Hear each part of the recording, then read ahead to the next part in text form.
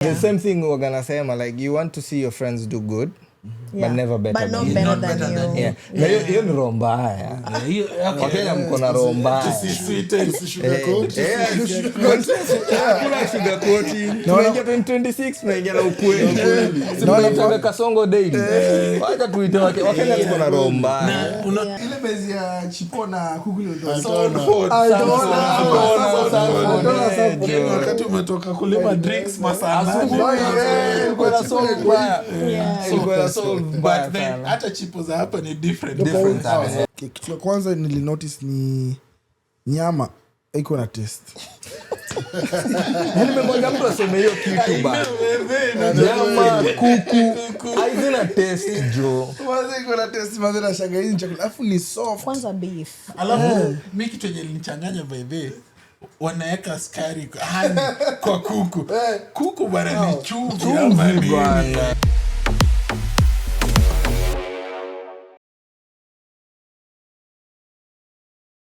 All right. Karibuni, Magaldem, Mamandem. This is yet another episode of Unchained and Unfiltered. I'm your host, Karik. I go by the name Tony. What's up, good people? Another beautiful day to talk. It's your girl, Wanami. My people is your boy, Ellie. All right, so this is yet another episode. Karibuni sana. So leo, as you can see, tuko na an amazing guest, one of our friend, ametutembelea leo. So at this junction, nampatia opportunity to ambie nani. Karibu. All right, thanks, bro. Hey, but then asante you say, I appreciate this opportunity. This is my first time here, but then I've met all this. These are my friends, very good people. It's just sijapata opportunity ya meet, talk on this podcast. So jina naitwa Clay from Mwenga. Some people call me Soko. Appreciate that. I've been here in the US for like 10 years. My background is pretty much I did bachelor's in engineering. Nilifanya kazi Safaricom back then, but then kuja hapa US, did a master's in computer science. So right now I'm a solution architect, but back then I used to play for Mean Machine. I was a forward. I know if people see me, they remember me from the days of the Kenya Cup and all that good stuff. So I appreciate the opportunity, to talk to people, meet people, and and share about life here in the US. So now I appreciate. Amazing, man. So we mentioned Mean Machine, man. Mm-hmm. I'm a very big fan of Sevens. Nilikuwa naenda Dallas Sevens, nimekuwa Prince Lou. So nilikuwa napenda kuenda rugby. Bado kiniuliza nini nilikuwa napenda rugby sijui. Nilikuwa na form rugby, nilikuwa na form ba. Okay, I know like for as fans, rugby ni form. Like kuna kulima drink, commit mabeshte. Kama hata mimi wakati nilikuja hapa US for the first time, the first event nilienda ilikuwa in Las Vegas Sevens. Yes, na Kenya that time ilikuwa they were performing very well. Like some of the people that like the then captain anaitwa Wilson Kopondo was my classmate actually at the University of Nairobi Electrical Engineering. He's a very good friend of mine, and he was also my captain at the University of Nairobi. So nice. I used to love going there, meeting the people that I used to play against at the Kenya Cup level, and it was an amazing experience. Apart from that, it's also an opportunity to meet other Kenyans. Exactly. Like you go in there, kuna umekuja hapa US, kazi ni kwenda Burger King ama sijui Taco Bell, and then at that point McDonald's, and then at that point unapata kuna wasa wamepika chapo, kuna sembe, kanyamcho, like it's an amazing experience. But the only thing that about the seventh circuit that really I think yenye mess up everything ni wakati wali switch from Las Vegas to LA. LA is I went there, I've gone there like 3 times, but then it's the traffic is crazy, like you don't even get to enjoy everything. But then I love seven, so like I played the 15th level of the rugby. So so amazing. So umongelea captain from uni UON to being a captain to like your club level at Mean Machine. So my main question, because hata hapa I played sports. Eddie played sports. Oh, okay. But back home it's difficult. Ni ngumu sana upate wachezaji ball wako shule na bado wanacheza ball. Ina happen, but a big number to balance. Yeah, a big number ni rare. But ukiangalia in terms of rugby players, a big number wako shule, but still also balancing rugby, shule na job. So for soccer it's kind of difficult back home because I remember hata mimi nilikuwa uni nikicheza ball, siku graduate.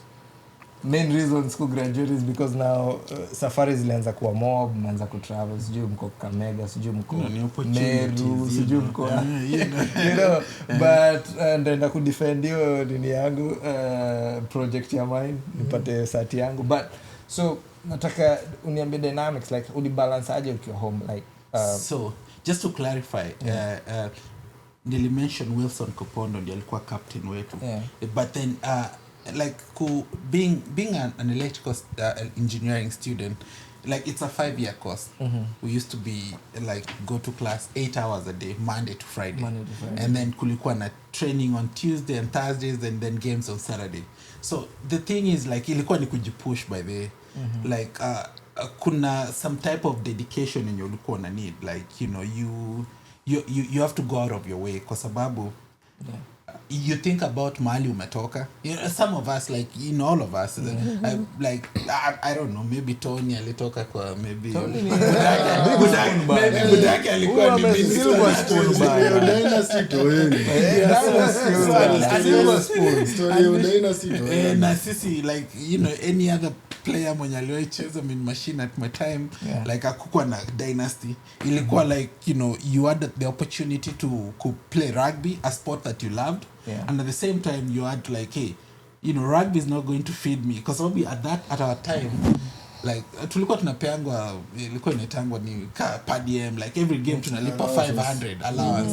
Yeah, so 500 will not take you, 500 Kenya shillings, so it will not take you anywhere. So you had to push yourself, like, you know, unajua uko na Tuesday na Thursday, so assignments zako zote you have to finish them on Monday and Wednesday and make sure that, you know, and then so the other thing is, like, we played rugby because sababu it was fun. Like, I loved it, like, hata wakati nilikuja hapa US, like, you know, the first place I went to was in El Paso, and I played for El Paso Scorpions for like 4 years, like for Division 2 and Division 1. So it rugby is an experience. It's just that I've gotten old right now. Sitaki kujivunja mfupa alafu ikatae kupona. Kwani kijana mdogo. Umemention mlikuwa mna train twice. I think now I see the difference, because with soccer ni every day. So I think inakuwa difficult kubalance shule na kutrain every day, because ukisema rugby it's like mna train Tuesday and Thursday, makes a lot of sense. But also mlikuwa mnaenda pitch. No. In gym so sessions. inamaanisha Tuesday na Thursday ni the official, like, you know, practice game. But then, like, every other day you have to go to the gym, kuinua weights, like cardio, like you unajua ndio, like, kama at the University of Nairobi Mean Machine, like every time training watu wange show up, maybe kulikuwa na watu kama 50 kids that wanted to play, but we only needed like 23-25 kids to go and play. So mwenye alikuwa na put in effort kwa gym, mwenye like cardio yake iko fiti, like, you know, huyo ndiye angekuwa get selected. Exactly. So, like, apart from the other 2 days that, you know, the official practice days, you know, you had to put in extra hours, like, you know, on any other day to make sure that uko fit. Nice. Because umemention hiyo gym, nikakumbuka kuna time fulani ni bado mimi ni youth man, nikajifanya kwenda gym na wase wa rugby. let me tell you mine. Let me tell you. You know, siku nilijua iko na level. Very true. Iko na level. Exactly. Yeah. And that's very true. Iko na level. Juu nilipata mtu ameinua chuma hapo, nikajiambia hapa nikiingia niluwere. Niluwere. Juu, wewe utaekaje plates kama 4 side moja, alafu watu wanachochana hapo venye ushapata watu warunji kwa gym Lightweight. unataka kunimada juu Wacha ya nikwambie, chuma nishaenda gym na Cliff. na nimejileta Sijairudi. Actually, like this true story. Very Kuna good. siku moja alinishoniaje gym yenye unaendanga recently, like maybe like an year ago, akaniambia boss, niaje gym yenye unaendanga, si ni show up. Nikamwambia come. Tulienda, alikaa like 30 minutes, hajairudi mpaka saa hizi. Story ya gym alikaa. I think Cliff anafaa kwenda gym na Freddy. Oh yeah. I think watapelekana Mnaweza enjoy. Wakisi wawili. alafu but another thing sasa nilienda hiyo gym, acha nikuambie, walikuwa wanapiga leg day. Sidhani kama nilitembea hapo, nilikuwa na second floor. Kupanda stairs utapanda poa, kushuka Like you know, the standard thing is like for like, you know, I know it's rugby is comparable to American football. Like ukiona like draft days, like ama combines, like any other football player is expected to like bench press 225 comfortably 10 on the go. So ukienda kwa gym uweke 2 plates the 45, the bar is 25 pounds, that's 225. If you can bench press that, you good to go 10. Yeah, so that's what I start with at the gym at Saizi. So but then that's rugby. Soccer you don't need, it's like for soccer you need like cardio. It's more of cardio. Exactly. So it's different sports. So every sport iko na requirements zake. Like I know, you know. Talk about NFL, yeah. So I had a discussion last weekend, and we were comparing like, is it easier so a rugby could transition from rugby to NFL, or NFL to rugby? Which one is easier? So this is a personal opinion because I've played I also tried American football, you know, but then I didn't get to play at NFL at that level because, you know, I was already too old to get into that. But then so it's easier. So and this is the concept, like for rugby, kuna teachings zenye zina go into like how to tackle, like we don't use pads, helmets and all that, like gear. Kuna like there's an art to it of playing rugby. Like when you tackle you have to wrap around your around the player, like to make sure unam protect, like, you know, you can't jump into somebody, like spear, like that will hurt them. Exactly. You see, like on American football ama NFL, mtu anaweza tu like anywhere, like anajiachilia na lima tu mtu na hiyo story inaisha. So in rugby that's dangerous play. So it, for me, I found it easier to transition because like in El Paso tulikuwa na at the University of Texas at El Paso, there was, you know, the college football team, players that used to come and train with us. Like the hardest thing that ilikuwa kwa train ni how to tackle, safely tackle, and like, you know, you're not trying to hurt somebody, like you're trying to play a sport. So for me, like, okay, it's probably a biased opinion, but then it's easier for you to transition from playing rugby to playing football than playing football, American football, to playing rugby. Yeah. Oh, nice. So turudi back kwa nini, so ume graduate. So what next? So anyway, so for me, my journey has been very interesting. So when I was at the University of Nairobi, tulikuwa tunaita STEAMA. So tulikuwa tunafanya STEAMA, and then kulikuwa na program fulani ya Safaricom ilikuwa inaitwa Knowledge for Life. I know very many people that have benefited from it. Like, you know, some of them work wanafanya hapa Amazon in Washington and all that good stuff. So what they did is like walikuwa nakuja to the dean's list, select the best 20 students from the computer science department and electrical engineering, and then we went through some training like before we graduated. So ilikuwa it was like a 2-month training, and then they just needed to select like 6 people, 6 people, and then you know, I happened to be one of those people selected, and then you know we were hired by by Safaricom at that time, but then it was contracted by some company called 7Seas Technologies. So and then wakatupatia opportunity, like, you know, before hata ni graduate mi nilikuwa na kazi. So that was amazing, like, you know, and, you know, understanding my background is like, you know, mimi like mtu anaweza niangalia sema huyu jamaa kugrow in the farm, man, mimi nimepanda waru, tumelima mahindi. So my motivation was to make sure I succeed and never go back to doing those things. Exactly. Awesome. So like once I graduated, like immediately to graduate, already nilikuwa na kazi, and then tukatumwa Portugal. I was there for, you know, for a couple of years, you know, and then, you know, went back to Kenya, implemented the system, and then I got an opportunity to move from Safaricom, you know.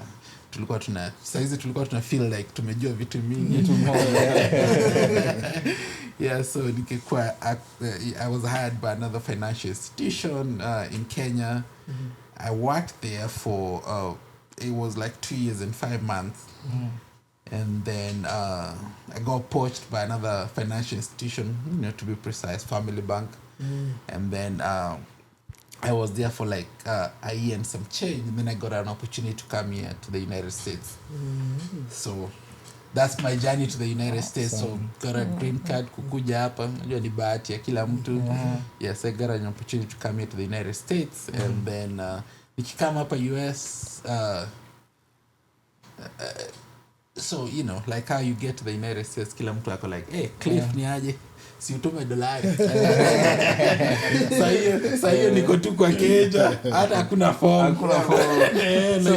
So before kufika hapa Stato, acha ni ambie viewers wa mine. But then Cliff 2004 alikuwa among the top 10 students for KCSE.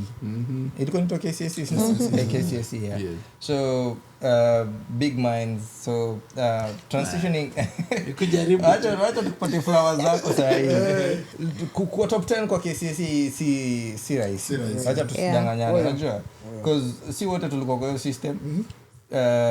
Watu wengi, I think there was a time ilifika, and then kulikuwa na a lot of cheatings, like all over the country. So kuna kogana bar flani at some stage ilikuwa just so high. Tukiruka kwa history sasa, umefika States. Probably umesema umekam na green card, umeshafika States. What was your experience like so having being employed before ufike? You were earning money, now umeingia OTT. Because kila mtu hapa hivi anakuwa na experience yake. Exactly, yenye ni tofauti. So like, you know, as kuna watu wengine wanakujanga ka student, that's a totally different experience na mtu mwenye alikam. So mimi kama like the last job nilikuwa na, like, hata you know, anybody, like at least nilikuwa na getting ka Ruabe every month. So nilikuwa fit. I felt nilikuwa fit. Alafu nimekama hapa Stato, boss. Pick up Ruabe ni nini? 200K. So nilikuwa fiti, but then nikafika hapa, so mwezi ya kwanza sina kakitu, my friend. Alafu najua wazae mtaani wanashindwa akisema boss, kijana wangu alienda majuna like atumika kitu ni hata mabeshte kwa nao base nini wako like ala boys ni aje umetusahau atulifika majuu umetusahau. But then the thing is like so I was lucky enough at that time so nilikaa kama 3 months. Hata nili-apply kazi McDonald's.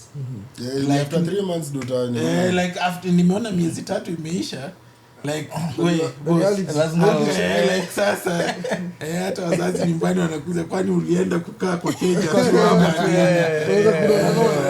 like you know what. So and then I was like so kulikuwa na program nilikuwa El Paso, so kulikuwa na program ya like a military thing, like you know they used to educate people in IT na nini.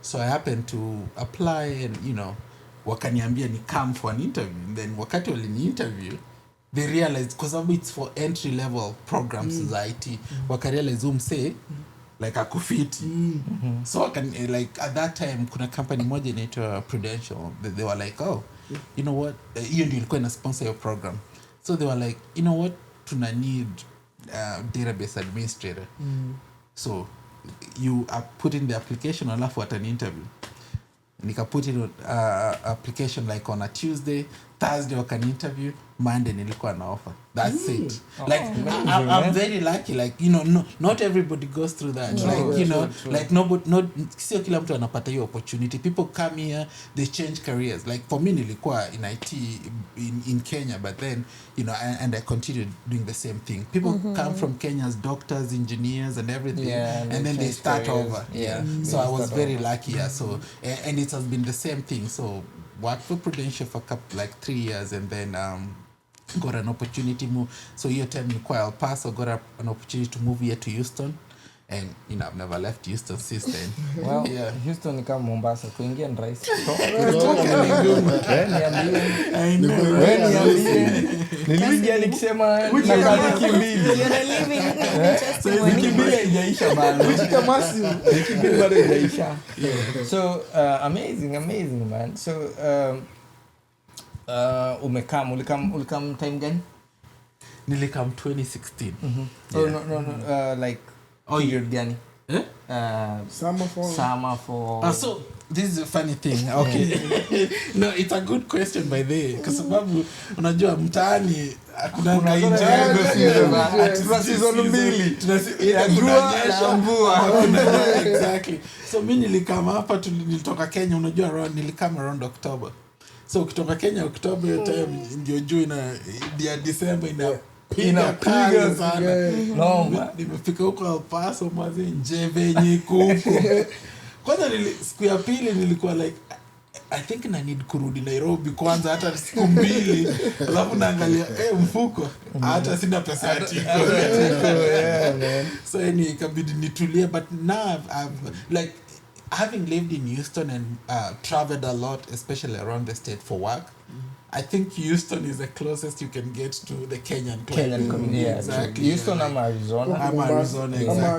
Exactly. Like, you know, it's warm. Like hata saizi kama jana ilikuwa it was nice. Very nice weather. Like you know, you could walk around in shorts and you know, t-shirts. So it's an amazing weather. So that's you know, Awesome. So wacha sasa nataka kurusha the next question. Narushia kila mtu but tutaanza na Cliff kwa sababu endo guest wetu. Yeah, so swali ni umekam like what do people go through when they first come to the States? Like what are the cultural experiences and the differences that you notice? Zinatagwa zile zingine. What's the term? Culture shock, yeah. Okay. What are some of the culture shocks that you experience, especially first time umekam States? Probably experience to kila mse. Like, what is your experience? Umetoka home, umekam States. Ulipata family. How was the transition from like umetoka home na umefika hapo? So anyway, like ningori by the way, like siku za kwanza kama wiki ya kwanza I think in my head nilikuwa najiambia maybe hata ningebaki mtaani ningekuwa 2 feet but then you know especially like the food like you know unajua okay mimi ni very social like I'm an extrovert so napenda kubonga na wasee alafu siku yenye nilikamu huku so I only know one person sijui mtu yote alafu unajua hapa unajua unlike Kenya mahali mtaani huko mko na base ama ka shopping center mahali unaweza tokelezea after works mlime drink ama mshikishi ama something hapa hakuna hiyo story my friend kila mtu unaingia kwa keja hata mimi sikujua neighbor yangu for like a year like you know so that was the most like you know the social aspect here people like you know hapo watu wana smile kwa sababu I kind of feel like they're obligated. Mtu atapita karibu yako ako like hello and then that's it.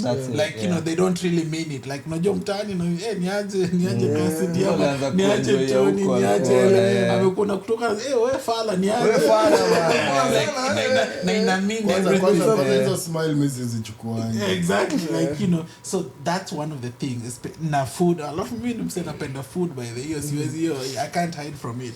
I love eating so kuja hapa sijui mabaga nini hizo ni vitu gani bana hizo sijui mapizza hizo ni zile tulikuwa naendanga na kukumbukana ilikuwa inaitwa hapo mtaani Nairobi Nando's Galitos ilikuwa tu ni tizo na kupiga line hapo ya pizza ilikuwa inaitwa terrific ile bezi ya chipo na kuku ndio wakati umetoka kulima drinks masaa but then hata chipo za hapa ni different so like for me the biggest thing was like you know the social aspect like you know socialize na watu food alafu like you know just like you know being in a place when you don't know people then you have to relearn how to relate with people like you know make new friends and then you know and then like we move around a lot because your opportunities like you know I was in El Paso for a couple of years then but in Houston I've stayed here for a minute so yeah so but then upper US the other thing is like you know people move around because about opportunities in available in different places yeah so you never get to keep ni kama kwa military you never get to keep friends for long unajua mtaani like wewe ulipata job na hii mpaka uretire ama ni kama ni nax mpaka uretire exactly so you never get to keep the same people so that's you know that's the thing I would say yeah amazing Tony mimi nasema vile nilikama hapa vitu zilikuwa different yani nashukuru kwanza watu walini host nasema nilikuwa na soft landing sikuteseka as much kama Kevo Oreo Kevo pia alipata soft landing aliingia kwa mansion so culture shock you happening ukienda place tofauti lazima uwezi kuja na ile mtaa yako ama ile pale ulikuwa unajua kila kitu ukikama huku nikiwa unaanza kurelearn vitu sasa inakuwa nikaa baby steps yeah for sure so miezi 3 watu mtaani wadhani una make do kumbe uko kwa keja tu umetulia huko hata wewe unataka kuenda unatoka hapo lose mbona Charles mara mbili so ukitoka tu unakatu hapo nje unaota juu yako safi unarudi alafu nilikam time summer inaanza natoka hivi nje nisha sweat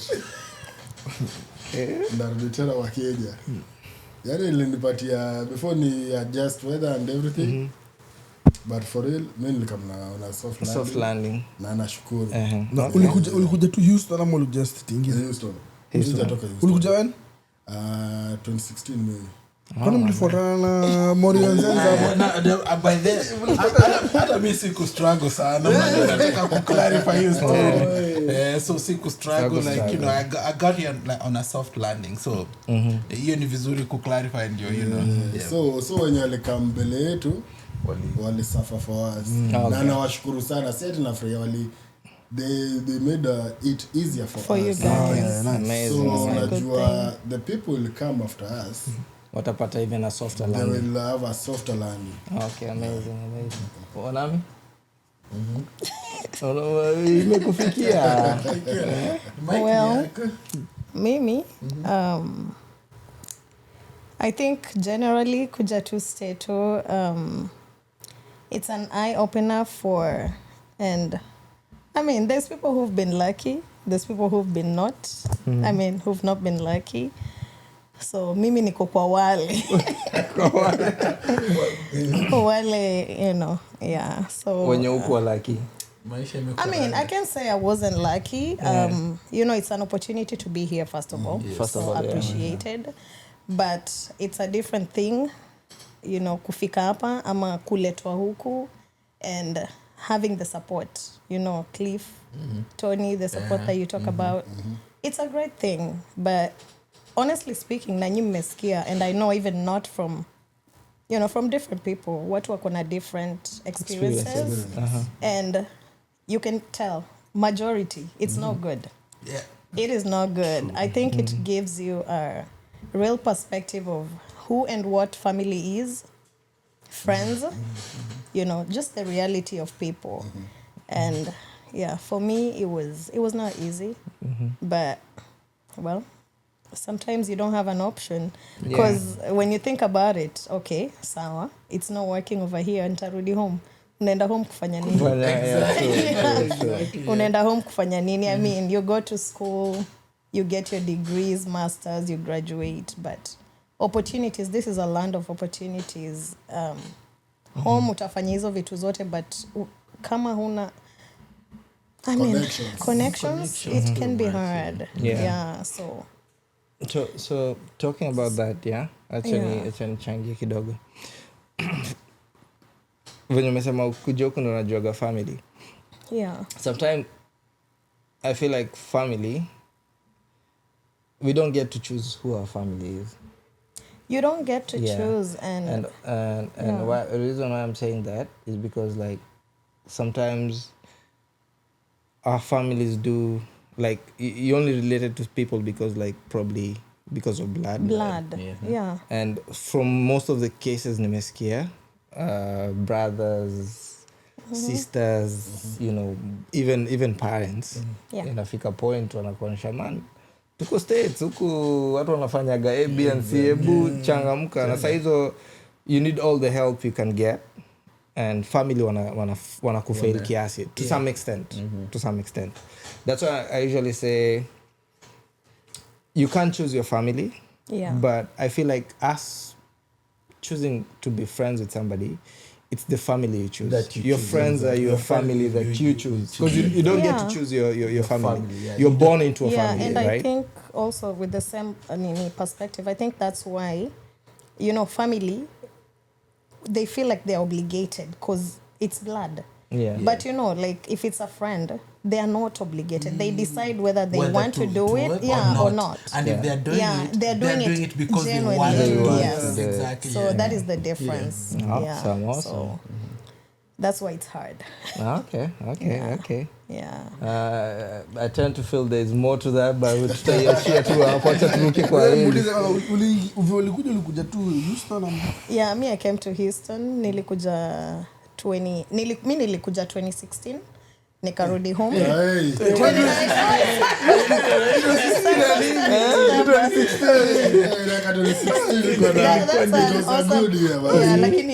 Nilikuja 2016, then nikarudi home, nikaenda kugraduate, and then ndo nikarudi. Unafanya nini home? Nilifanya business administration, majored in procurement, University of Eldoret. Chepkoilel, yes. Ndo kwa maana niona character traits. Anakuwa mbio mbio.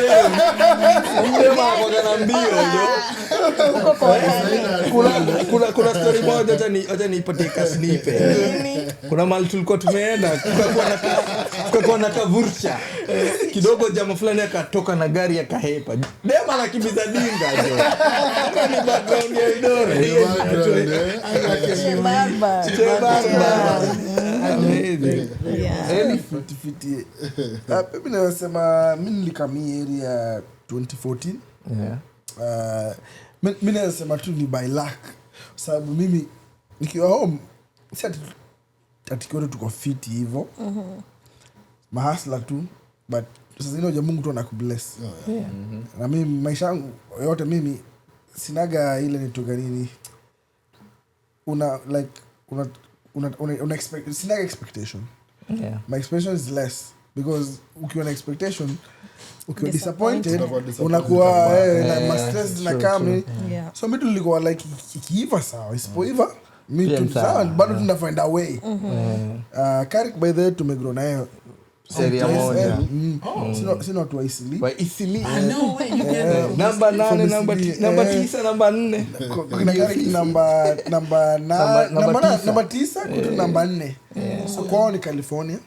najua kali. California. Wewe ni msao Jump Street ama? So Jump Street. So kitu fani.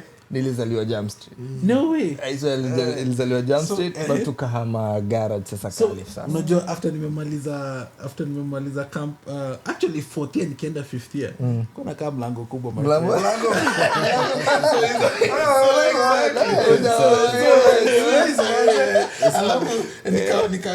nikadungwa kasalo hivi kidogo.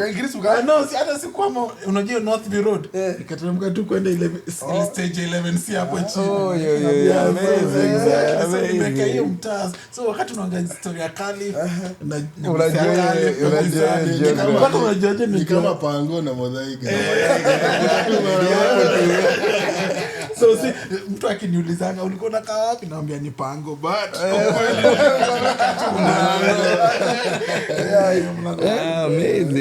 amazing kwa sababu sometimes universe ni funny. Like unapata mlikuwa mnakaa na mjamaa mahali same lakini mlikuwa mnajuana. Kama Kari alikuwa anaenda na Tony same school. Chuo moja. Na tulipata na Stato. Imagine. So mimi na Kari tumekuwa pamoja, tumezana ball.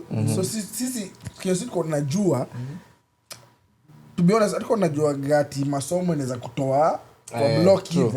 True. Siko jogo kipiga soka, hiyo ndio Europe. Europe.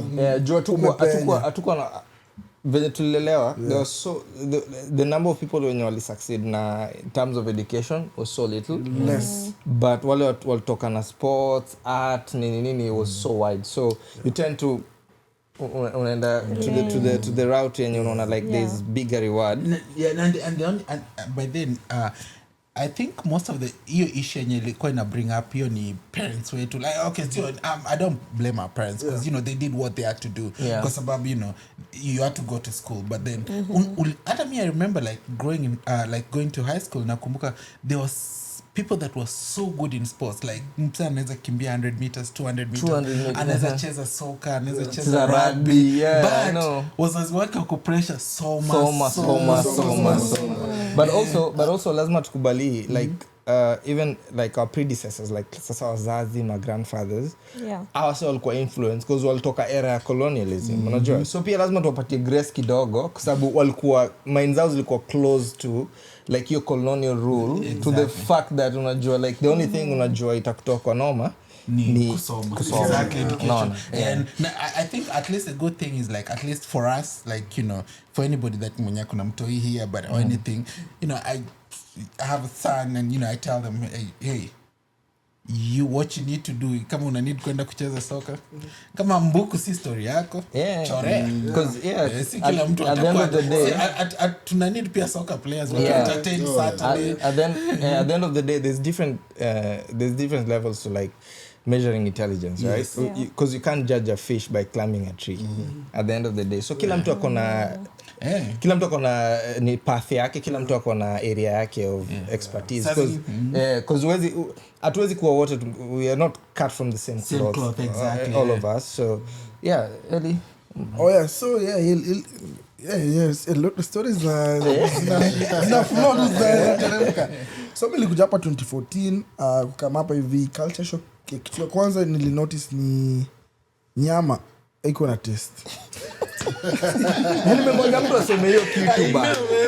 Nyama kuku haina taste jo. Wazi iko na taste, maana nashangaa hii chakula alafu ni soft. Kwanza beef. Alafu mimi kitu yenye linichanganya baby, wanaweka sukari kwa kuku bwana, ni chumvi bwana. Maharagwe na sukari. Unajua kila kitu wanawekanga tu sukari jo. But najua the reason why ni kwa sababu hapo hivi they excel so much in healthcare. So watu wakiwa wagonjwa wengi wanatengeneza dogo. It's a big business. But hiyo kitu mimi sijaielewa kwa sababu wanasema America is the greatest country, right? Yeah.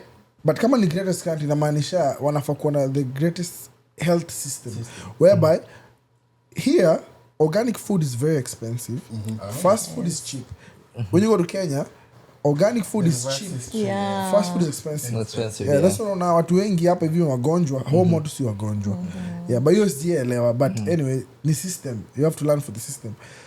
But mimi nilikuja hapa nikakaa nikasema but anyway siko hata najua nakuja. Nilikujaga sama. So funny thing, my birthday ni June 14. Nilikujaga June 10th. So nililandiki Dallas. Dalo. Nimekuja nimepiga trench coat nafu nikiuka mtaa. Ilikuwa June. Unajua mpaka mimi nilikuwa nasikia sijui summer, fall, winter. Na hizi ni gani? Hizi ni nini? Mimi najua kuna mvua na kuna jua. Kasema sawa, acha tu ni dance nayo. Kukuja nikafika Dallas. Mtu wangu nimepiga trench coat. Tukaenda hapo kwa immigration hapo. Tuka immigration. Mnakwambia mlango ilifunga hivi airport. Kuna slap ya joto. Nikajiuliza ama ndege ile divert ikenda Dubai. Lazima ajue. Huko si Jumini nimejua US naona gani snow. Snow hiyo ndio baridi njeve nini.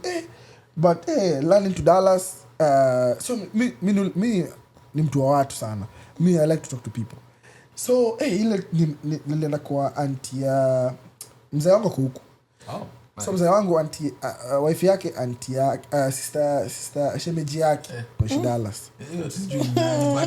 Huyo.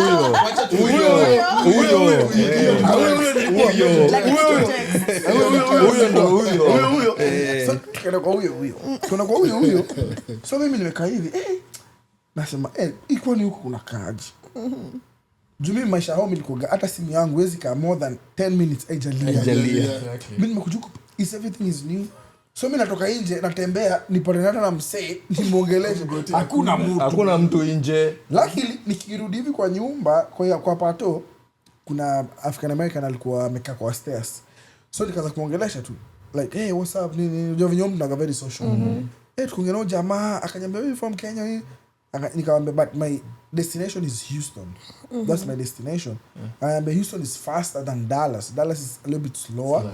But Houston is very fast. It's a big city. Kila kitu ina move fast. You're gonna enjoy it there. So mimi niko very curious. Love mimi. Sasa hiyo mindset yangu ilikuwa I'm gonna make it MLS. Santa. Soccer. So mimi niko najua because sisi tumelala ball, tumemka ball, everything with ball. Shule nimeenda na scholarship ya ball. So mimi nimekuja huko nasema what I need to do ni nikifika tu hivi nianze zoezi niingie MLS niko konde ndachukua niko nazaga striking your time na story before naona tuingie midfield. So mimi niko najua mimi nakuja US na kuja ku make it. Mimi believe yangu hata iko ati nikuje niende shule ati kole hiyo iko kwa akili yangu ilikuwa nakuja niingie ball na make it ball. Anyway unakama hapo na vitu ni tofauti kwa ground different. Alafu hiyo time ilikuwa time tumefika social media pia ilikuwa haikuwa accessible hivyo sana. IG hata ikukuaga. So nikafika hapa Houston lakini nikapata na wasee nikaintroduciwa majob 2-3. Nimekapitia hapa juu mtatu watu wanakuangalia. Mimi mpaka nimeingia nikapiga tracking. Kapiga tracking and then kuna ile calling tu fulani mtu anakuganana nikajiambia mimi ni kijana mdogo. Nimekuja kufanya tracking aje. Na sisi hivi team tunafanya tracking si kazi poa. Ni kazi fiti, watu wanatengeneza maplot iko home. But zingine ni calling. Si yako. Si kitu yako. Unaona hii inaweza kitu kingine. Juu pia shule zetu pia tulikuwa mbaya hivyo. Ndivyo tu tulikuwa na kichwa ngumu, sisi tunajua tu ni ball. Sisi ni ball ndio tunafaa to make it. By the way tulikuwa tunajua tu ni ball. Nikasema, you know what? Acha nirudi shule. Like nilikuwa nataka gado mingi sana na tracking. Unataka almost a week 2K a week. Which was not bad. But mimi nikapigia Maave. Mimi nataka kwenda chuo juu hii kitu si certain. Boss sasa fanya kitu maisha yangu yote. Na si ati job poa. But ni calling yangu. So mimi nikacha kila kitu imagine. Nikacha kila kitu nikasema you know what, naanza from scratch again. Mind you nimekuja US, sijui mtu, nikaanza from scratch kufanya job kwa makampuni, kupiga job kwa magroup home, ndo nikapata hii job ya tracking, at least iko naingiza dopoa.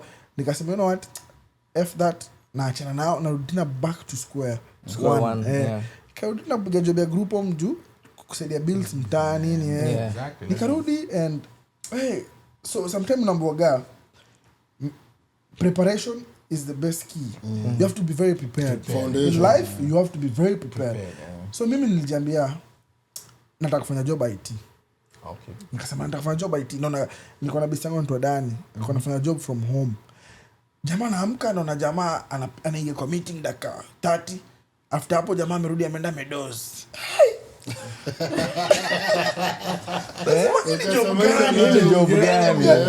Alafu jo jamaa siku fulani Danny, sorry to put you on the spot, but alikuwa ameoffer wa some crazy offer, right? Akakataa. Jo mimi mtu mwenye I learn with the environment. So mimi niko hapo nasikia hiyo offer na kuwa offered. Afa amekataa. Mimi nikasema hata si more than suitable bro. Jo mimi nikajiulizaje? Kama best yangu naishi na yeye, that time kuna naishi pamoja the same, we were staying actually in one bedroom. Nikajiuliza uni best yangu naishi na yeye the same place, na correct it ikitu amekataa kuchukua offer. It's actually it was 6-figure job, but yeye alikuwa anasema ana demand more. I was like no, there's something I need to change with my life.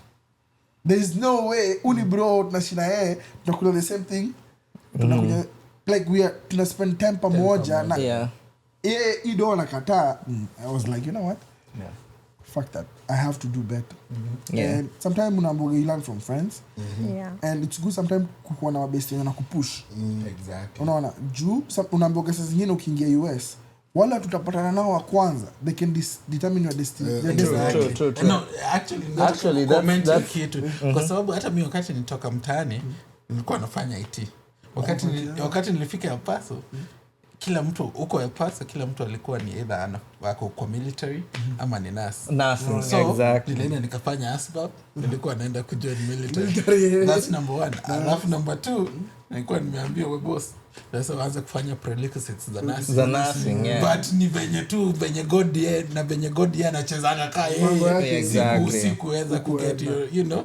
So which is nice. Mwongea story ya nursing. Pia nilikama hapa mimi niliambiwa it's either nursing ama pharmacy. It's either or. Yes. Nikapiga hesabu ya pharmacy. Sijui miaka 6 sijui. Nikasema wacha nipige nursing. Kapiga hesi ile entry exam. Lakini sasa Houston wait time na uga very long. So nikasema yeye ni upuzi na kaingia sa tracking. Anyway, fast forward hata nilikuwa wapi? Okay, first of all, jamaa wangu anaofoi do. Anakataa. Huyu jamaa analala yeye. Nikasema pause. Cassidy. Nimesema pause. Endelea. Okay. Uko poa? No, iko fit. Oh yeah. You are roommates. So.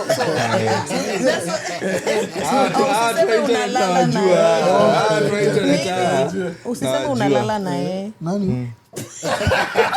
Oh no, kulala na yeye maanishi. Lazima ukuwe clear. Hapa kulala maisha tunaishi pamoja. Hapa mnaishi nyumba. Wala sio nimeshanisha by the way. Unabaki mko rap. Unabaki mko rap actually.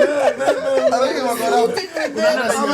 Unaenda si American internet disconnect. Mimi nilikuokoa ndugu yangu. Sio unafikiria kulala maisha mnala in the same under the same roof. So fasting forward nikaambia jamaa wangu niache. Unajua niache? Mimi job nafanya na kuacha. Lazima pia mimi ninge IT. Na mimi ni ule mtu mwenye if nikikaa akili yangu kitu I have to do it. I have to complete it. So nikamwambia jamaa kanichukulia Udemy class. Akaniambia hebu anza hapa kwanza. Nikaanza mambo za Udemy. Nini. And that's why unaambiwa being prepared is the key. Yeah. Nilikuwa nikifanyaga job kwa warehouse. Kuna one of my friend in Cameroon. Alipiga tu out of the blues. hey bro, what's up? Do you have Mr. Robert's number? Mr. Robert alikuwa supervisor wetu. Tukiwa tunafanya hiyo job ya kampwe. Nikamwambia niko na Mkenya, alikuwa Mkenya. Niko na namba yake. Unatakaje? Hebu nipatie nimepata job. Job gani? Linux admin. No. Linux admin. So mimi nilienda nikatafuta muhindi, nikaanza kufanya DBA, Oracle DBA. So the funny thing that you mentioned about Oracle, like hata mtaani, okay, Oracle iko na levels. Kuna Oracle certified associate, Oracle certified expert, professional, Oracle certified expert, na Oracle certified master. Hizo ndio vitu zote nilifanya. Ukishafanya OCM, that's it. So I'm very impressed that Oracle DBA was big up, my friend. I'm even impressed kwa sababu solution architect. Tutafika hapo. So mimi nimepiga daro na muhindi, najua mimi sasa niko sawa. Ushakuwa guru. Mimi guru yani nimeiva. Sasa tukaanza kuapply majob. Kuapply majob. Ujo naambiwa experience. Umefanya kazi wapi na wapi. Lakini sasa nikapiga mwindi. Hiyo experience mtu lazima akupatie job ndio upate experience. Sasa ukiapply kwa kampuni mpya, so lazima wajue uko na experience ya kufanya job specific when you apply. Like so by the other see like kama sahi tulikuwa naongea hapa na Carrick like before to come hapa like you know could discuss the history of e-podcast, but then alikuwa ananiambia like you know he's Kubernetes guy in vitu you know Docker and everything, an expert of that.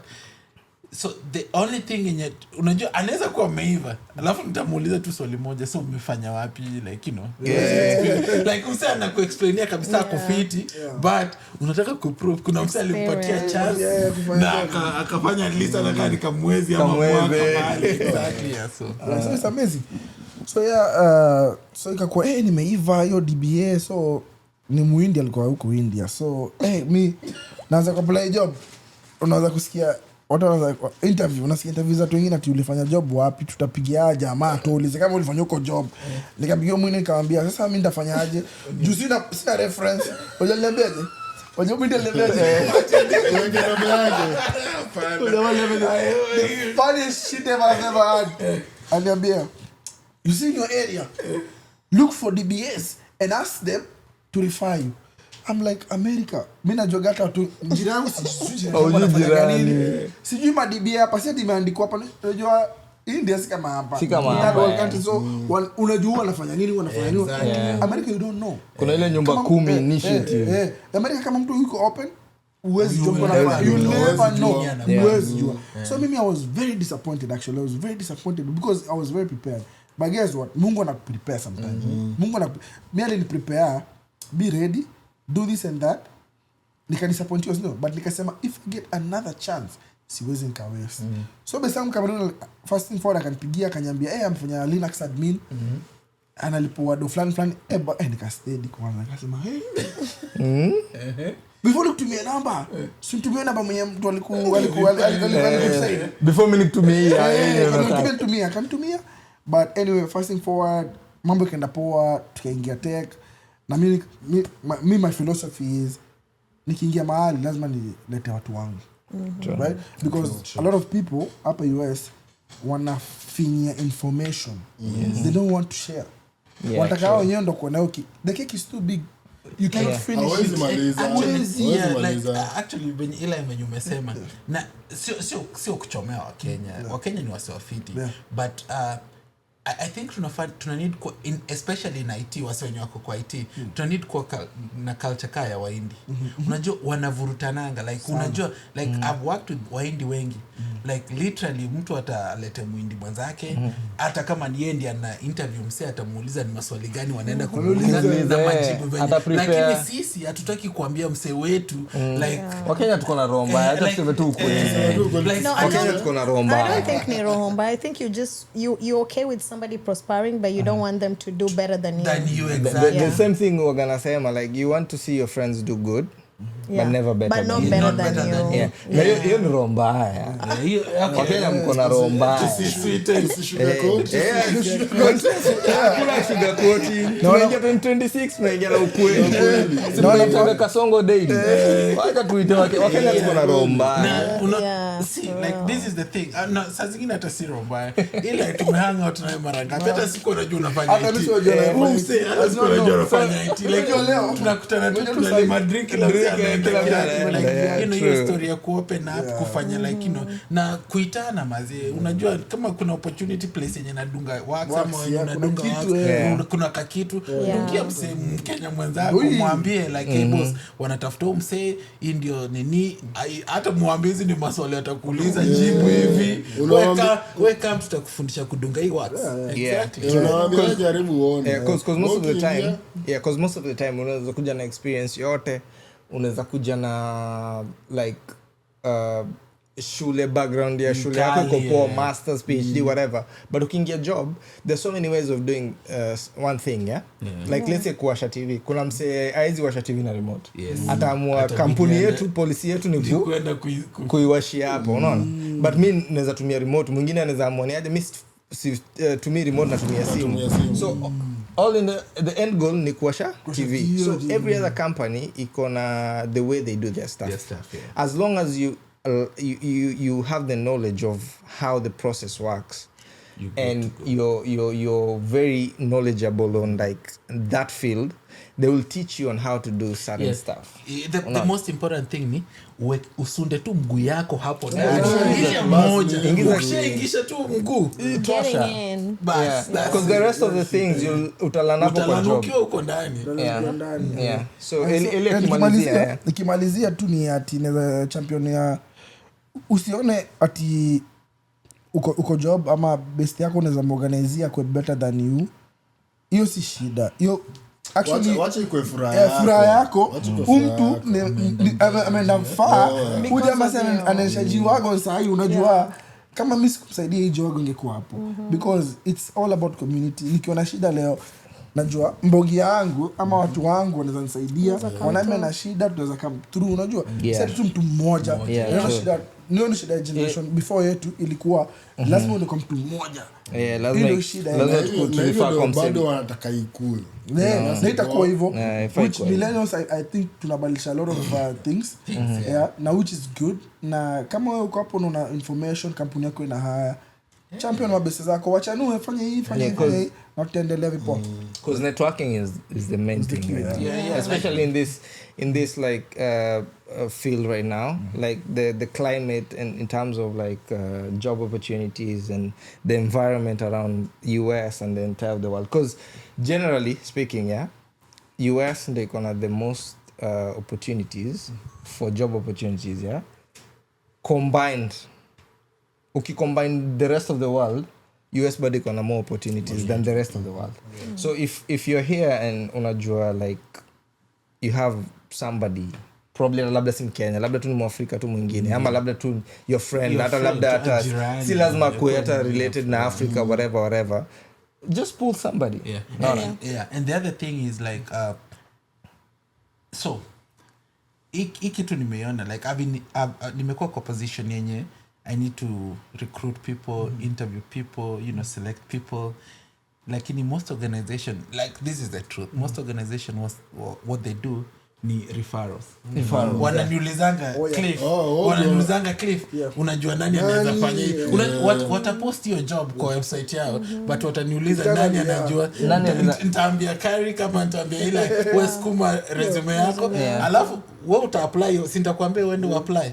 Alafu like kama ni hiyo system ya itakudisqualify ama but mimi kwa sababu mimi ndio nilikuwa refer nitawaambia hizo ndio resume mbili nataka and then watafanya because kuna hiyo stuff sasa inajiita ATS. ATS ina filter a lot of applications. But at the end of the day it's like most organizations wanna prefer recommendations from internal. Like unajua nasema mtu anasema Karik atadui job. Na Karik nikikwambia wewe kama udui job I'm sure hata wewe mwenyewe utanyanga mazesta kikuangusha Sasa huko. kwa boyo mind, yeah, for sure, yeah. Exactly. For sure. So niki echo on what anasema. So mimi nimekam juzi, mimi ni toddler bado. Kucompare na nyinyi, mimi bado ni toddler. Ulikuja lini? So story yangu different. So around 2019 nilikam kutembea.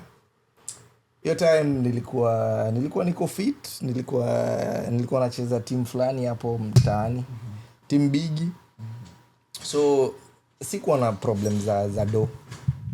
Nimekam Stato Lab. Nimekuja kama professional player. Dynasty. Hakuna nile unasikiaga sijui Yamal ameenda sijui wapi, sijui Gaucho ameenda wapi, sijui Steven Gerrard ako Dubai. So mimi nilikuwa nimekam Stato Lab. Nilikuwa nimekuja lab nitembele, niko na uncle za mine wako hapa. So nilikuwa nimekam kuwatembelea. Design nione mamkuzini wa mine, nikina mamkuzini wadogo wenye walizaliwa hapa. So nakuja hata mimi ni lan kilami, unajua nimezoea sheng sana. Wacha tuongee kilami kidogo, you know what I'm saying.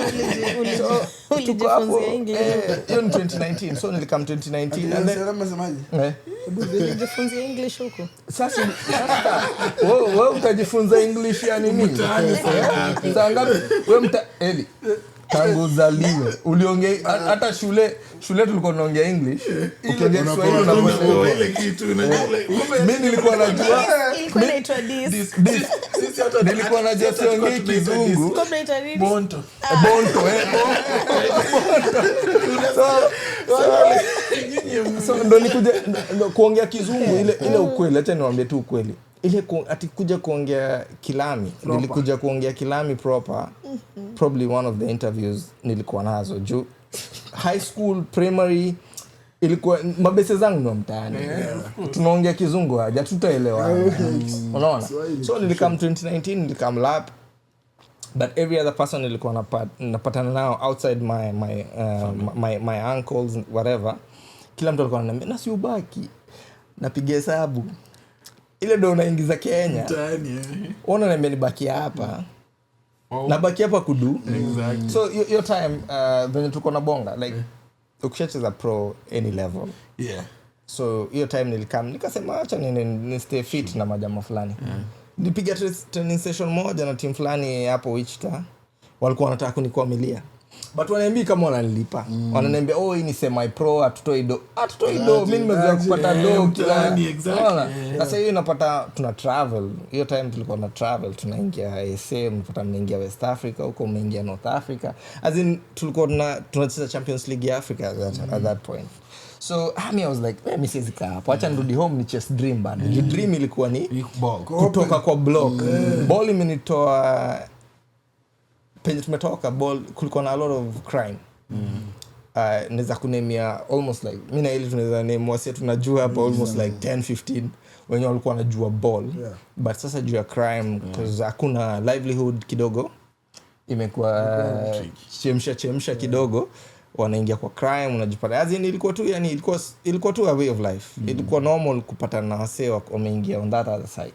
But sasa sisi ball, mimi nasema mimi ball ilinisaidia. Unaona, so 2019 nimerudi home. Wasee wanashindwa like wewe umeenda Stato na umerudi. Form yako ni gani jo? Form yako ni gani? Nakumbuka hiyo time ile amenosha mzee usikae nje sana jo. Huku akubaliki. Nashindwa Eli ananiambia. Hiyo time hata hiyo time and then ile kakujaga mtani tukapatana gana 1824 nakumbuka? 1824. Ile ananiambia manze itabidi umerudi jo usikae nje sana. Nashindwa ile ananiambia nini? Jumisi hiyo time shikanishi ile ananiambia nini? Cause sielewi stories za visas, sielewi stories za nini. Mimi nimekuja lab. Niko holiday.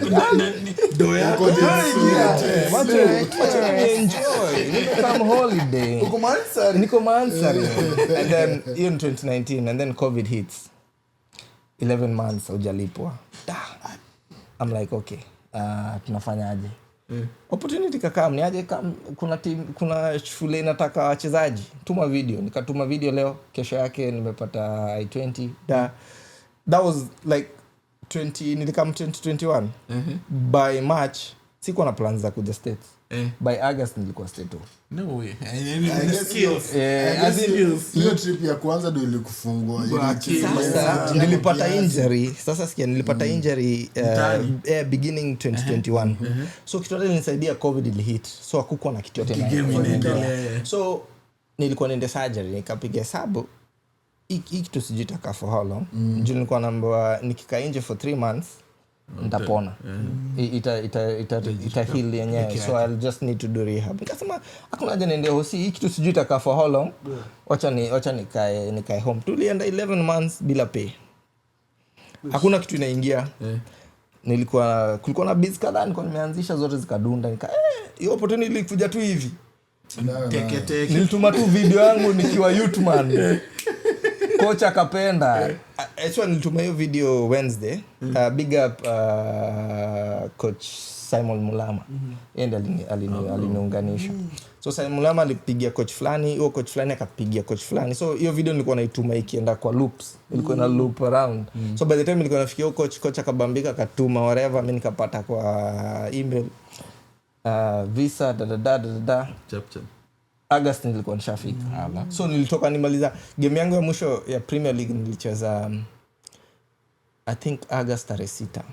Juu tarehe 9 nilikuwa nishafika States. Na team ilikukubali kukurelease sasa funny thing hiyo time nilikuwa Mathare United. Ndio nilikuwa Mathare United. Nilikuwa nimesign contract ya miezi 6 ilikuwa inaisha within a month of you living. A month of me living. At that time Mariam Bob Mundu akupendelea hiyo story because ilikuwa just a prep. Niliwaambia jua kuna msi alikuwa anajua na kama mimi mwenyewe sikuwa najua itaenda very fast. So after game like the last game ndio niwaambia niaje jamaa me within 10 days nitakuwa nasonga.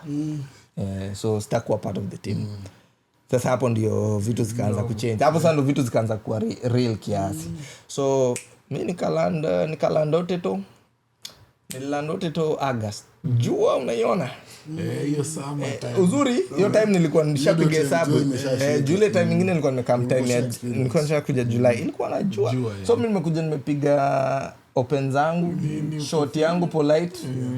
Nimeingia nilikuwa nakaa ni huyu ni mtu anaelewa vitu. Huyu mtu anaelewa vitu. Huyu mtu amesafiri kidogo. So nimeland Wichita nikaenda state fulani najiita Iowa. Hapo ndio problem zangu mine zilianzia. So nina family ya mine iko Kansas, Wichita. Wase wafiti sana. So nikakaa hapo like 2 or 3 days nika switch to Iowa sasa. Penye sacho ilikuwa. Hapo ndo problem yangu ilikuwa. Hii time nyingine states ni states. Unaona states unaona hapo sijui Jean-Claude Van Damme, Rambo, sijui ma building na nini. Hiyo ni states. Sasa nimefika mahali inaitwa Iowa. Hiyo airport ilikuwa inaitwa Des Moines. So kutoka fields sasa wacha nikwambie for 2 hours and 2.5 hours ni mahindi. Nimesikia nikwambia ni cornfield. Nimeenda like I said there's nothing other than cornfields. Cornfield. Hiyo time alifika 2.5 hours mahindi. Nikapiga hesabu huku ni wapi. Alafu hiyo town nimeenda inajiita Otomwa mzee. Otomwa si inakaa kama huko Muhoroni huko umekaribia pale Ahero. Sasa niko base inaitwa Otomwa. So nimefika hivi Joe kwanza nimepata na experience yangu ya kwanza nimefika kocha huyo mwenye alinikujia ilikuwa ni coach wa team. So mimi najua nimekaa mkiball. Mindset yangu bado ball ninanitoka udu. Ball ishanitoa mtaani imenileta stage. Sina kama kuchezea Oteto. Coach kwanza amejaa nimefika late. Team players wengine walifika mapema. Mimi nimefika late. Ikakuwa ni aje? Alikuwa anajua kuna unatoka. So huo mwenye nilipata si mwenye nilitumia video. Mwenye nilitumia video alipasa unfortunately rest in peace. So huyu ni mwingine amesha jam. I said 2.5 hours I think tuliongea like twice. For 2.5 hours tuliongea mara mbili. Na I think aliangalia hivi mara moja akaniuliza uko sawa nikamwambia niko fiti. for 2.5 hours. Mimi mtaani sidhani kama tungeenda na mtu hata deroma 3 tungepiga story. Hata ningekuwa nimepanda matri na ingia hapo Naivasha Thika na niko hapo mbele tunapiga story 2.5 hours. So jamaa tuliongea naye mara moja, alikuwa amekula nare, alikuwa ameshatan mpaka pink. Nikajua hapa kuna noma. Jumino nilifika wa mwisho kwa hiyo camp. So watu alafu sasa kwa hiyo group walikuwa mnika kwa WhatsApp. Sasa venye nilifika tu hivyo kanika kwa WhatsApp group. Mzee unaona Argentina, Brazil, England, unaona Italy, unaona Spain. Unajua hapa ni noma. Watu wanatuma video wakichengana, unajua mama yangu huko ni wapi mmenileta? Mimi hata sikutuma video yangu juu sana napiga hesabu hapa natuma video gani? Napiga tuma video nikirukia watu huko KPL. So nimeingia camp. Watu wa kwanza kuniongelesha ilikuwa ni wa Japan. Walikuwa 5. Hiyo time nilikuwa sijawaelewa wase wafiti. But hiyo time unajua ile umefika una meet wase mara ya kwanza different culture and then pia walikuwa elewi English exactly. So kulikuwa na ile communication ilikuwa kidogo. I kid you not, niliwagotea wakaniuliza unacheza position gani, nikawaambia nacheza midfield, wakacheka. Ndio jamaa anacheka nini? Na sasa hizo tumjamaa tunapishana hivi wote. Hello jamii na waangalia hivi wananiangalia. Sasa na ndio tu jamaa naweza tutandika tu wote lakini tunanichekelea bana. So and then mili yangu ya kwanza, imagine nimekaa airport like sasa hizo sijui venye nda exchange ganji. Juu pia do yenye niko nayo sijui penye naenda. Sijui yani nilikuwa sijui anything else yenye naenda huko. Juu mimi nilikaa na chuo. So mili yangu ya kwanza waliniambia tunapiga hata dinner in the next 1 hour, so we freshen up alafu come dinner. So mimi najua naenda kupatana na mzee proteins hapo nini na nini. Mama yangu sembe gani? Unajua nilipata nini? Salad ya witch. Nilipata na mkate katikati wameweka hii ham. Alafu hapo kando wameniwekea crips na apple. Kwanza Chris anazita chips. Sasa ndio collect just here one in a minute. I don't even see what Chris niko like. Sasa napiga hesabu. So mimi na dish tu na bado navuta area. Napiga hesabu labda hiyo. Kuna food nyingine Najua hii sasa hii wameniambia kuna tukingoja watu wakipiga masembe huko manina nini tunangoja malazanya mapasta. Kumbe hiyo ndio ilikuwa kabisa. Nakwambia hiyo siku tumbo ilisokota. Nililala ama ilikuwa tu nikutani hivi. Na tantu nakwambia na tantu kwa kitano utafikiri jo. So asubuhi kulikuwa na tizi, tukaenda tizi. After session ya kwanza wakaona vitu ni different. So hapo ndio vitu zilichange tena. Because wakaona hii kaliba yako si same na hawa si watu walikuwa na Mabrazil dini ilikuwa tu ni ilikuwa tu ni watu wamedituma video zao poa ile popona naweka so hapo ndo waliona like hapa kuna venye difference kuna ka difference kidogo. So by the time tulikuwa na session ya pili mimi kwanza aliniambia nisi train, wakaniweka kando kwa sababu so niliingia hivi kwa ofisi ya huyo coach, ilikuwa na TV 3. TV zote ziko na information yangu. Information na mimi mwenyewe sikuwa na information. So ilikuwa hapo nini nikakuwa umecheza pro nini. Nikamwambia sasa hapo sijui venye kunaenda mimi. Anza watu walikuwa nakulipa na sasa unapiga hesabu Githere tulikuwa tujakanjwa. Ambia watu walikuwa wananilipa. Wewe nita pro hawa jamaa walikuwa wananilipa venye tuliagree but so ilikuwa tu just trying to get ninio so nikaka Iowa for about 6 months, nika move to Wichita. So before niende Wichita, nilienda Wichita around Thanksgiving, hiyo time ya Thanksgiving. And then nika come Houston kwa boys wa mine. So tulikuwa nabonga na Eli the entire time. Alafu Eli alikuwa mjanja hiyo time. Tusibonge kwa line WhatsApp. WhatsApp iko encrypted. So hiyo time ndo naanza kuvuta area like wacha tubonge. Kuna sensitive information. Lazima uzende. Na mmoja ananishojo come Houston. Sasa nikatokea Houston. December I think ilikuwa 24th 25th hapo. Hapo ndo vitu zilichange.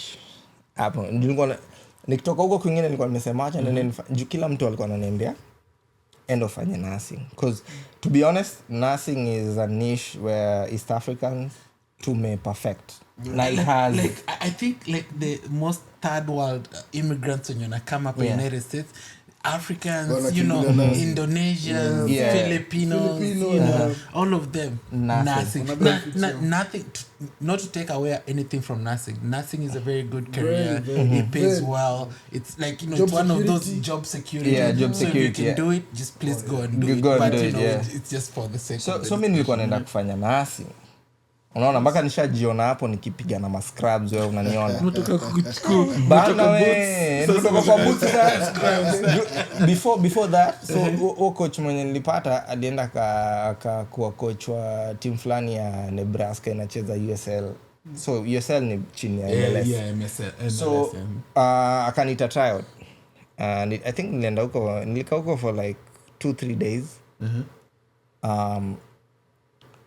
Tulikuwa to sign but sasa paper ikafall kwa sasa mimi nimekuja na visa fulani so ndo uemployiwe lazima ukuwe na visa fulani so the only way for me kuchange hizi vitu ilikuwa nirudi home niende interview tena nikapiga hesabu narudi mtani kudu kwa sasa hiyo nishapiga hesabu alafu nimekam Houston so ilikuwa before nikuja Houston nilikuwa nafikiria niende mtaa nirudi na hiyo ya sasa ya kupiga job unaona cause history ya shule kwanza ishanijam juu nilikuwa chuo I know sikumaliza unaona sasa tena nimerudi chuo alafu sasa tena vitu hazijaenda venye unaona so kulikuwa nako ka culture shock tuweko Kenya ile alikuwa anasema food haina taste whatever unajua kulikuwa tuna a lot of things barabara watu wako nje I'm like huku ni watu wako nje unatoka nje uko solo unashukuru huku watu wako wapi naweza piga kona fulani pata na mazombi hapa tena unajua so hiyo time sa coach alikuwa amejama alikuwa na high hopes cause ile role yenye nilikuwa nacheza wase wengi wako wameperfect hapa Stato.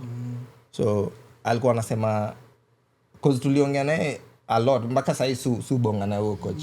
Anaulizaga naendeleaje nini just a follow up na nini. But tukirudi kwa story so nikakam Houston. Kapata vijana wangu wanapiga mind you kwa akili yangu sasa hiyo nimesha switch chuo tayari nishapata chuo ingine nishakuwa admitted so naenda tu kwa transition naenda tu kufanya prerequisites za nursing niingie hosi naona nianze kufanya hizo nursing program nikakuja Houston nimekuja na sasa Wichita na Iowa baridi alafu ni time gani ni December huko jo snow ishaanza kudunda si nimekuja na makabuti nimeingia George Bush pigwa na joto na venye tu anasema tu hizo mlango zilifunguka hivi so niko airport nangoja bag yangu naona watu wananicheki design fulani umetoka hello boys form yake ni gani jo ni nini jo mimi niko na kabuti jo nimepiga mpaka majoga niko na nini niko mpaka na Marvin nakwambia zilifunguka hivi kwanza watu walikuwa wananikujia walikuwa hapo nje ilifunguka hivi kijoto afsi kile kijoto kizuri ni kijoto kia mduu ila kuja inakutandika bwa kwanza venye ilifunguka hivi ilijifunga nikabidi nimeingia choo kwanza toa hizi vitu zote unaona so nikapata na maboys and then the main thing for everything that nimesema what you can take kama when I'm new US ama una plan kuja US or any other foreign land the first people unapata now they really determine a lot they really determine a lot because ukiangalia wase wengi sasa wako stuck in so many other fields zenye they only got information from like the very first people walipata now unaona ni kama ile tukiwa mtaani wasio kutoka Ocha unapata msee ametoka kutoka mtaani ametoka Ocha amekaa Nairobi the first thing anapatana nao anaambiwa ni aje Makanga is the only nini unapata mjamaa amekuwa Concord for like 8 years hata unajua watu mtaani ukiingia Makanga after year unaingia Kadere, unajua kunakoga nako ka transition kama gera unakoga na kama gera kwanza, unaona Okay, notice. Si utoka Ngaocha, kamta. How do you make it? hata hapa states. Hata hapa states ukiangalia, I think wase wengi wa Nairobi tunakoga na ile Tunakoga na mentality ya sino wa mtaa. White collar jobs. no, hata si hivyo inakuaga okay, even that in a play part, but tunakoga na kale kaibu fulani, kunakoga na kale kaibu ya Mimi sifanya hiki. hata si that, and also ile na ikikaa mbaya exactly ukipata wasewa umetoka ocha hakunaga hiyo aibu ya msa ametoka Moshadha. Na I wish ya kukanyaga Nairobi ya kwanza ni usiku ya kukuja Mega hapa anaosha wanyanyi anafanya msibaibu na ukipata naye club huwezi sema juu ameoga unajua amepiga pamba yake polite na huku ile story anakupatia confidence anakupatia confidence mbaya. hata wewe mwenyewe umetoka sasa hizo ndo umelana nataka kukua kama ujamaa unajua kuna time fulani tuko mtaa base nikaangalia jamaa fulani huyo jamaa alitoka Ocha kama kaza kupika chapo akaenda tu maka yani kajiko hana hata stand baadaye akajenga ka stand kidogo akajenga kibanda anaenda kigrow si tuko kwa mawe tu mamawe bana tuko alafu unajua tunawapatia jina moja wa kukaa kama sikiza nikamwambia ameshajenga kibanda nini hii pande anaendelea kupika chapo zake hiyo nini ameconvertisha kwa duka anaendelea kugrow kidogo bado anapika chapo zake ameandika wife duko kwa duka sasa anaendelea kupika chapo zake hajacha chapo zake chapo ana spin alibomoa hiyo duka kaika container si tuko kwa dimanga bado kanashika tu unajua akabai pro box ya kwanza alibai ndozi alafu akabai pro box sisi tuko kwa dimanga kajaba zetu na jamaa anaendelea unajua alienda kako na matrika 3 namba 10 progress unajua niliambia mabesi zangu nini sido mafala wewe unasema siku zote sido mafala kwa sababu tuliona akigrow ni kama na si alafu kitu sasa sisi tunataka kujustify tunaanza kudai au msara tumia domba sasa nikupatia another angle na venye home kuna koga kumejaa wasomali nini so sisi hapa states ma immigrants ni kama wasomo na venye wasomo come wana grow wanapata do unaona so sisi ni the same unaona tumekam foreign land unajua nini imekuleta so wase wengi ukamigi pia Kanairo wanajua ganini lakini wase wamezaliwa na sisi wenye tumezaliwa na yeye tukileta hapa state wase wamezaliwa hapa state Wezi mwambia ende fanye nasi. Unamwambia fanye nasi kama nani. It's the same thing. That's why hata nini tushinanga kuna ka nini atupenangi nangi na makataa nini ama nini. Oda ingi tumeka kuchukua job zao. Hata kupiga job. Yeah, for sure. No, hata siwezi wa blame hao. Ni kama hebu angalia watu wamezaliwa hapa to immigrants. Watu wamezaliwa tu Kenya. Sema watu mtu ametoka Kenya alafu amekuja amepata mtoi hapa. Ukimwambia aende kusoma sijui kufanya vitu za IT sijui yeye anataka kwenda kutengeneza beats. Sijui anataka kwenda kufanya nini. Ama comfort ya huko ni kwao. So it's the same thing na sisi wenye labda mimi nilikuwa naenda Gaocha by the way, mimi nilikuwa mtukutu.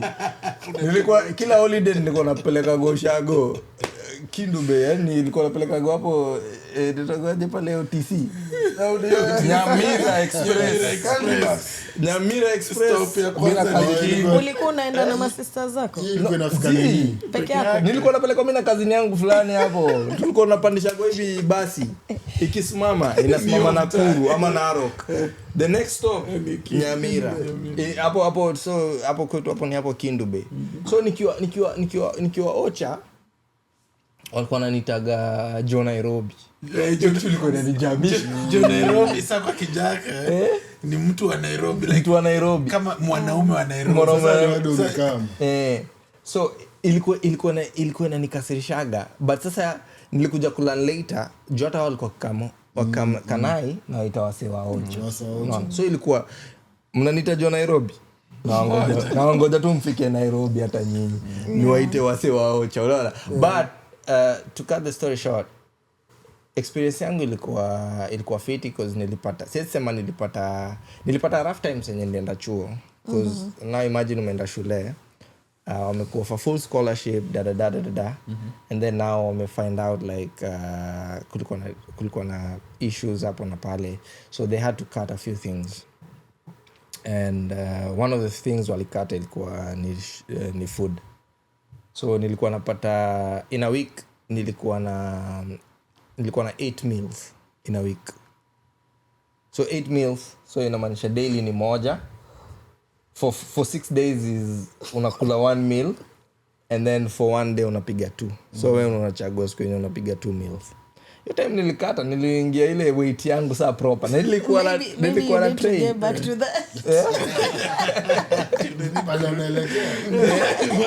I swear, then and now nimeongeza I think 42 pounds. That's a lot. Then and now, yeah. You see, that's why you need to. I know, like that was like na imagine nimetoka home unajua venye tu mtani tulikuwa nakulaga tu. Yaani breakfast haiwezi kupita, lunch kidogo kupiti, dinner unajua itakupata tu mahali. Hata kama una kitu unajua kwa kina ile wakosagi dinner. So ikifika saa 1 unajifanya na news sijaiona siku mingi, acha. Kwa ile unatoa food kama mgeni hata uiangalie, lakini unajua nini imekuleta hapo. Alafu unapigia timing unatokelezea matime ya sapa, unaona. So I think imekuwa amazing. Thanks Cliff kwa kukam. Yeah, I appreciate. Tumeenjoy sana your presence, your insights na contribution as the rest of the host. Imekuwa fiti, imekuwa amazing. Kuna mtu anataka accountability partner wako though nikupe sasa mkisema boys akate na mimi nafaka na wewe kuna watu wengine. This is the heaviest I've ever been. Sahi veje iko. Sahi. This is the lightest I've ever been.